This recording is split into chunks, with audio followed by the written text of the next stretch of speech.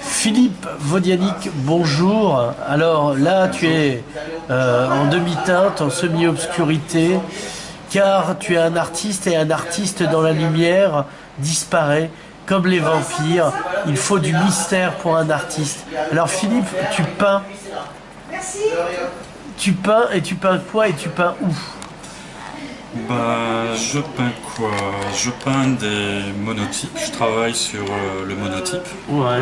Que je... Alors explique-nous d'abord ce que tu as fait pour un monotype, parce que pour moi c'est évident car je suis un type lettré, mais pour le spectateur lambda, comme on l'appelle désormais. C'est une gravure, c'est une sorte de gravure à unique exemplaire. D'accord. Que tu fais dans le frais sur une plaque. Ouais. Tu enlèves de la matière, tu mets ton papier, tu étales, tu retires, tu as un exemplaire et ensuite après je le reprends en couleur et avec des graphismes. D'accord. Donc c'est toute une technique. Oui, c'est une technique que j'avais commencé aux Beaux-Arts, que j'ai... Beaux-Arts de Perpignan. Beaux-Arts de Perpignan. Oui. Les regrettés. Oui, regretté, ouais, parce qu'à l'époque où j'y étais, c'était vraiment une excellente école. J'ai eu d'excellents professeurs et j'ai passé plusieurs disciplines. Ouais. J'ai fait de la céramique, de la sculpture sur bois, donc de la gravure, voilà, des choses comme ça. Et j'ai fait aussi de la gravure sur bois pour tirer aussi des exemplaires que je reprenais façon monotype, parce que je trouvais intéressant d'avoir un unique exemplaire qui était repris et retravaillé comme on voulait, sans avoir le côté très strict de la gravure. Parce que je suis pas très cadré dans ces techniques-là, c'est un peu chiant. Ouais, mais tu as un minimum de cadre qui détermine a posteriori. Tu peux jazzer autour et improviser autour de ta gravure, c'est ça qui est pas mal. Oui, alors je l'ai mené en très grand format de 3 mètres carrés, sur des tout petits formats. C'est vraiment un support que je maîtrise très bien. Ça permet de travailler le rapport noir-blanc, le vide et le plein. Enfin, vraiment, c'est des très forts rapports de... Le yin, le yang, le Tao Te Ching, tout ça, la Lao Tzu, tout ça, on y est, quoi. Non. C'est une réflexion que j'ai parce que le vide est toujours une réflexion qui est différente, en tout cas employée dans le Tao et dans notre société occidentale. Mais c'est toujours, pour moi, c'est une forte opposition. C'est là où il n'y a pas de plein, je le remplis, et où là il y a du vide, je le remplis. C'est-à-dire que je remplis tout, mais il reste toujours aussi l'opposition vide et plein. Pour moi, c'est essentiel d'avoir cette base et ce rythme qui définit voilà, mon travail. Concrètement, je dessine, j'enlève, donc il reste ces formes en vide, et ensuite après je les retravaille en couleur. Et j'ai besoin de ce rapport de force du noir et du blanc pour pouvoir... Ça donne une tension dans l'espace visuel, le rapport de force. Oui, parce qu'il est sous-jacent, très présent et retravaillé par la couleur. C'est-à-dire que la couleur adoucit ce rapport de force et plus les graphismes que je rajoute avec les techniques actuelles, avec les Posca, voilà, les outils de street art. Et tout est lié par la couleur. Parce que je suis aussi coloriste, j'adore la couleur, et pour moi elle a vraiment une importance fondamentale. Je ne peux pas imaginer un travail sans couleur.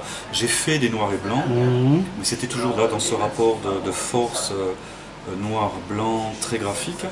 Mais après, parfois, il y avait toujours un peu de jaune qui revenait, jaune qui est ma couleur favorite.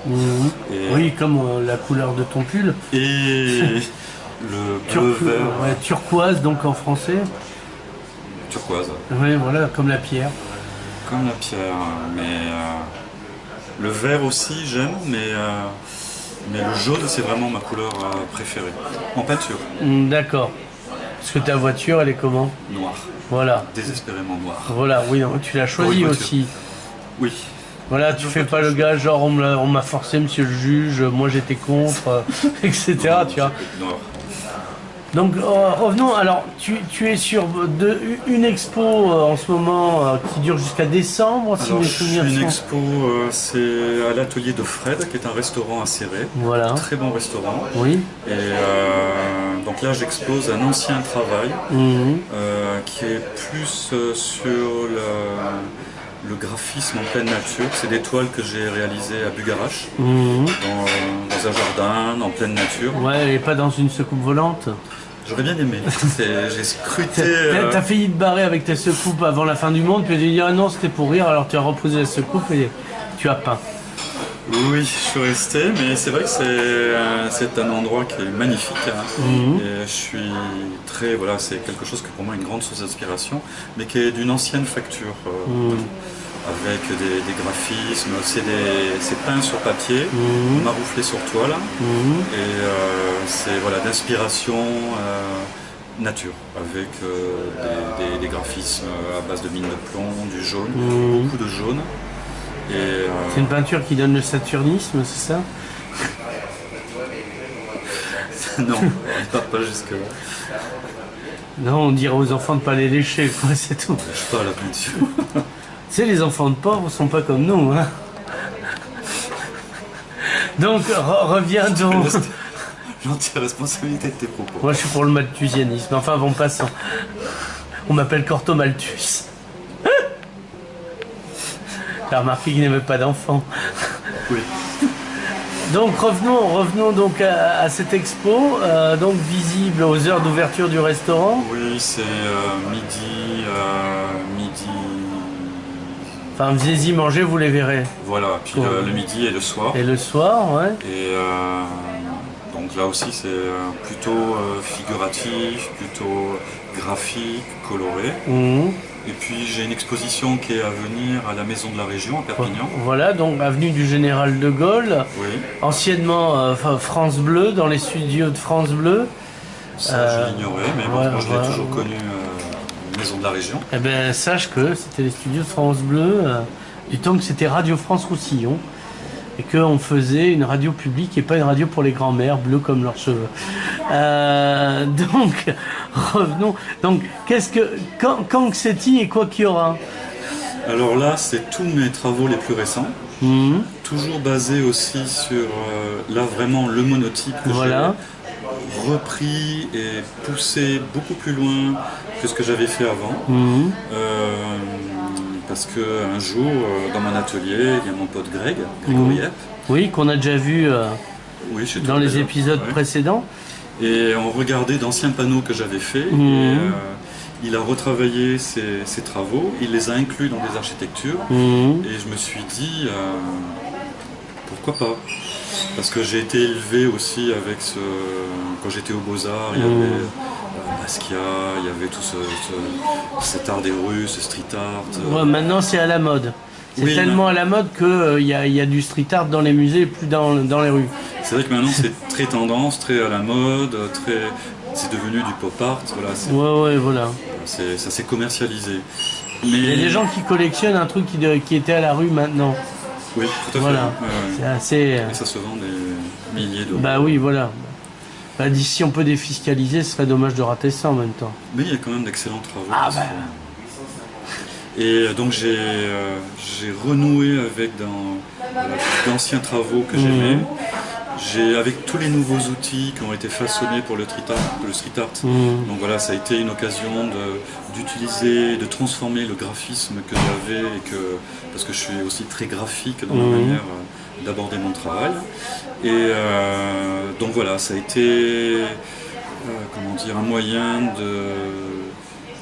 un parcours poétique d'expression avec des textes que je puisais chez Rimbaud, chez Verlaine, des phrases qui me venaient à l'esprit quand je faisais. Il y avait un peu synesthésie, synergie. Oui, il y avait un peu cette idée-là de mélange un peu d'essence, de lecture, de vision colorée, de poèmes que je pouvais avoir dans la tête, que je retranscrivais, de musique que j'écoutais comme Björk, son dernier album, que j'écoutais en boucle. Le dernier parce qu'elle a promis de ne pas en faire d'autres ou ça n'a rien à voir? Le dernier que j'ai écouté, d'accord. Son dernier qui est sorti. Ouais, parce que le dernier Mozart, on est sûr. Oui. Mais le dernier Björk, elle peut récidiver. Ouais, moi je suis fan, hein, donc... Et voilà, enfin c'était Ça a été voilà, je me suis lâché dessus ces dessins, ces graphismes et voilà. Donc combien de pièces seront présentées à la maison de la région? Moi, je sais pas, au sein des locaux, il y aura peut-être une vingtaine, aux alentours d'une vingtaine de tableaux. Ça commence quand? Ça commence le 5 décembre, 5-6 décembre. Ouais.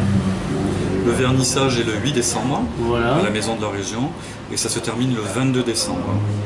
D'accord. Tu feras un truc en direct ou rien de particulier? Genre tu te couvriras de miel et tu lâcheras un essaim d'abeilles sur toi, histoire non. J'ai pas envie de faire fuir les gens. Tu sais, moi je suis très, comme je te disais tout à l'heure, je suis très sage, donc j'essayerai de faire passer voilà, ce que j'ai peint, ce que j'ai ressenti dans mon travail, pour le faire partager, voilà, proposer une lecture de mon travail, mais ça sera pas avec du miel et des abeilles. Philippe, merci. Je te remercie.